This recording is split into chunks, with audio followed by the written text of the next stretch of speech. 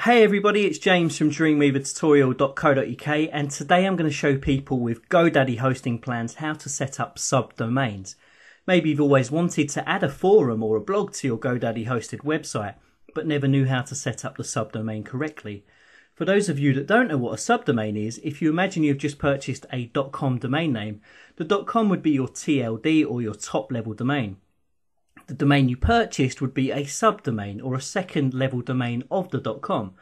Adding a blog or forum extension to the front of your domain would be the third level subdomain of your .com domain. Now you yourself add third level subdomains all the time to your website, but we're going to add a subdomain onto the front of your domain name and we'll log into our hosting control center to do that. Okay, so this Dreamweaver tutorial will take you through setting up a subdomain on the GoDaddy website and then the correct way to set up a subdomain inside of Dreamweaver. And then we'll upload a landing page to our host to test. Okay, so I'll be using Dreamweaver CS5, but you can use Dreamweaver CS3 or CS4 too. So here is setting up subdomains. Okay, so here we are at GoDaddy's index page. I've just logged into GoDaddy and you should do that too. I'm going to show you the quickest route that I know of to get to your hosting control center.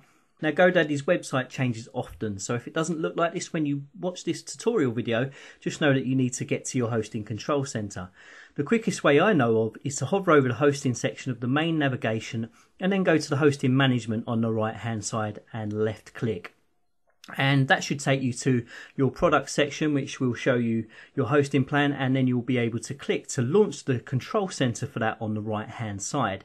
So if you click to launch the control center, and that will take you right into the heart of your hosting dashboard where you can alter and change many aspects of your hosting plan. Okay, now we need to go into the settings tab, which can be accessed from this collapsible panel, and you can select the domain management icon. It can also be reached from the main menu under the settings and then domain management. Now any domain that you have on a hosting plan will show up in this domain management section, and all we need to do is to click on the domain that we want to add subdomains to. So I'll click on the Dreamweaver tutorial and we can see that I already have one subdomain set up to handle any downloads that I have. So if you want to add another subdomain, I can click on the large Add Subdomain button in the top right hand corner of the domain management panel. So I'll do that now and I'll click to add a subdomain. Here there is an input area where we can add a name for our subdomain. So if you wanted to call it blog or forum or downloads, you would type it into this box. So let's say you want to create a subdomain called blog. We can then specify that a folder should be created with the same name of our subdomain, in which case we would create a folder in Dreamweaver called blog.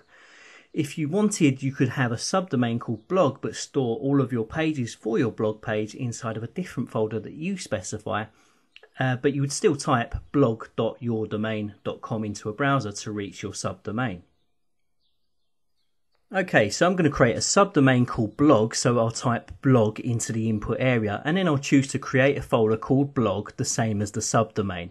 I'll then click OK and the subdomain has now been created, but at the moment it's set to pending while it is being set up for us on GoDaddy's side. So while we are waiting, we can switch into Dreamweaver and prepare the necessary files and folders. Okay, so here we are in Dreamweaver and I have the Dreamweaver tutorial site in my files panel ready to go. Now this is where some people can become confused, because if you're adding an extension to the front of your domain name, where are you going to place the folder? Well, we can just place a folder in our root and GoDaddy will automatically add an A host record into our zone file, which will point the subdomain at our IP address and ultimately our domain name.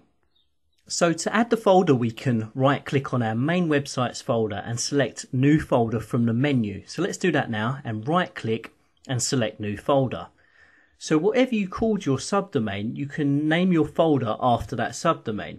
I'm going to type blog, and once that folder has been created, we can create our landing page to test that our subdomain is working correctly. So let's create a blank XHTML document and we'll just add some text into the body in the shape of a H1 tag. I'll split the body tags and create an opening and closing H1 tag. And in between I'll type, "This is my blog," and then you'll see the text appear inside of design view. So the next thing we'll do is to save the file, and again this is a confusing area because some people might think that as they've created a folder called blog, that the name of the file should be blog.html. So I'll save the file into the blog folder, but I will save the document as index.html. And you will name every subdomain you create as index.html and save that file into its corresponding subdomain folder. Okay, so once you have saved your subdomain index file, we can then close down the page and we can upload to our hosting server. So left click on your page and then click upon the put files icon and put the file to GoDaddy. So when your page has been uploaded to your server, we can go back to the GoDaddy website and check that our subdomain has been set up. So I'll click upon my domain name and I can see that mine has been set up. So I'll be able to go up to the browser bar now and type in my domain name. So I'll type blog.dreamweavertutorial.co.uk and then press enter. And we can see the words, "This is my blog," which shows that my subdomain was set up correctly in GoDaddy and in Dreamweaver.